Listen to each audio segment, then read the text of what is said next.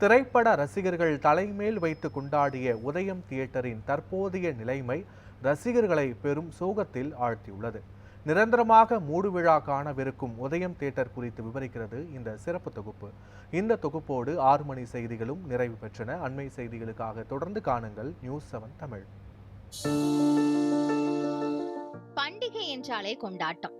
சொந்த பந்தம் கூடி கொண்டாடி மகிழும் பண்டிகை நாளில் இனிப்பு வகை வகையான உணவிற்கு அடுத்ததாக நீங்கா இடம் பிடித்திருப்பது பண்டிகை நாளில் வெளியாகும் புது புது திரைப்படங்கள். ஒரு பண்டிகை போல திரைப்படத்தை கொண்டாடும் ரசிகர்கள் திரைப்படம் வெளியாகும் தியேட்டரை ஒரு கோயிலாகவே மாற்றி விடுகின்றனர். தனக்கு பிடித்த நடிகர்களின் திரைப்படங்கள் வெளியாகும் போதெல்லாம் தியேட்டருக்கு வெளியில் பேனர் வைத்து தோரணம் கட்டி பட்டாசு வெடித்து விடிய விடிய திருவிழா கோலமாக தியேட்டர் அமைந்திருக்கும் வீதிகளை மாற்றி விடுகின்றனர் ரசிகர்கள். தமிழ்நாட்டின் தலைநகரான சென்னையில் ஃபேமஸ் என நிறைய விஷயங்களை கூறலாம்.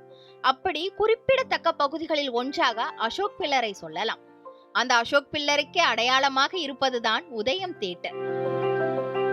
நெல்லை மாவட்டம் உதயத்தூரை சேர்ந்த பரமசிவம் பிள்ளை மற்றும் அவரின் 5 சகோதரர்கள் சேர்ந்து அசோக் பில்லரில் 1983 கட்டிய உதயம் தியேட்டர் தான் இன்று சென்னையின் ஒரு அடையாளமாக திகழ்கிறது. சென்னையில் தியேட்டரை கட்டினாலும் தியேட்டருக்கு தனது சொந்த ஊரான உதயத்தூரின் பெயரை வைக்கவே ஆசைப்பட்டு உதயம் என தியேட்டருக்கு பெயர் சூட்டியுள்ளார் பரமசிவம் சகோதரர்கள். மல்டிபிளக்ஸ் தியேட்டர்கள் பெரிய அளவில் கால்பதிக்காத காலங்களில் உதயம் தியேட்டர் சந்திரன் சூரியன் என மல்டி ஸ்கிரீன்களை கொண்டு திரைப்பட ரசிகர்களே வசீகரித்தது. 1983 ஆண்டு ரஜினிகாந்த் நடிப்பில் உருவான சிவப்பு சூரியன் தான் இந்த திரையரங்கில் திரையிடப்பட்ட முதல் திரைப்படம்.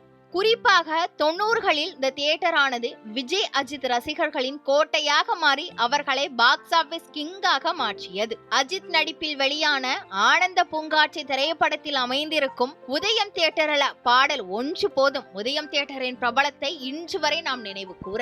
வெறும் கட்டடமாக இருந்த உதயம் தியேட்டர் ரசிகர்களின் அழுகை, புன்னகை, ரகளை என பல்வேறு உணர்ச்சிகளையும் ஏந்தியவாறு உணர்வு பூர்வமான உயிரோட்டம் நிறைந்த ஒரு களமாக மாறியது. ஓடிடி தளங்களின் வளர்ச்சி, மல்டிபிளக்ஸ் தியேட்டர்களின் மோகம் என பல்வேறு காரணங்களால் ரசிகர்களால் கொண்டாடப்பட்ட உதயம் தியேட்டர் ரசிகர்களே இல்லாமல் போனது என்பது வருத்தத்துக்குரிய நிகழ்வாகவே உள்ளது. ரசிகர்களின் எண்ணிக்கை குறைந்த காரணத்தால் நிரந்தரமாக மூடப்படும் நிலைக்கு உதயம் தியேட்டர் தள்ளப்பட்டு உள்ளது. 42 ஆண்டுகளாக சினிமா ரசிகர்களால் கதாநாயகனுக்கு நிகரான அளவில் உதயம் தியேட்டரும் கொண்டாடப்பட்டது என்றால் அது மிகையாகாது. கடைசியாக ஓடிய திரைப்படம் என்ற பெருமையை புஷ்பா பாகம் 2 திரைப்படம் தட்டி சென்று உள்ளது. கோடிக்கணக்கான மக்கள் ரசித்து கொண்டாடிய உதயம் தியேட்டருக்கு மூடு விழா என்பது ரசிகர்களையே பெரும் சோகத்திற்கு ஆளாக்கி உள்ளது. வெறும் திரையரங்காக மட்டுமின்றி சினிமா ரசிகர்களின் மனதில் வேரூன்றி இதயங்களை கவரும் வகையிலே அமைந்தது உதயம் என்பதில் மாற்று கருத்து கூறுவாறு இல்லை. நியூஸ்7 தமிழ் செய்திகளுக்காக மயூரி தர்ஷினி காந்தி.